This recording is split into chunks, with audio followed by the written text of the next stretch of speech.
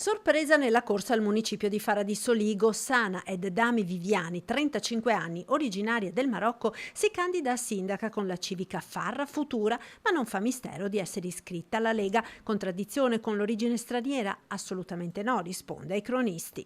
In realtà io non la vedo una contraddizione perché credo fermamente nei principi dell'autonomia e anche nel principio dell'attaccamento alle proprie radici.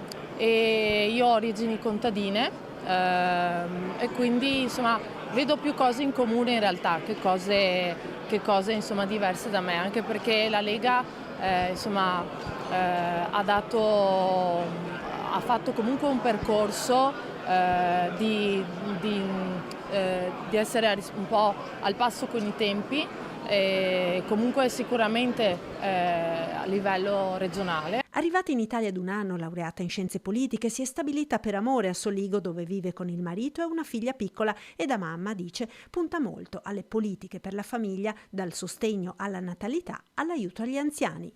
Ci sarà molto molto molto del sociale. E poi senza ovviamente dimenticare che siamo un territorio a vocazione agricola e quindi è importante dare supporto concreto ai nostri agricoltori perché io ricordo che il patrimonio UNESCO lo abbiamo grazie a loro.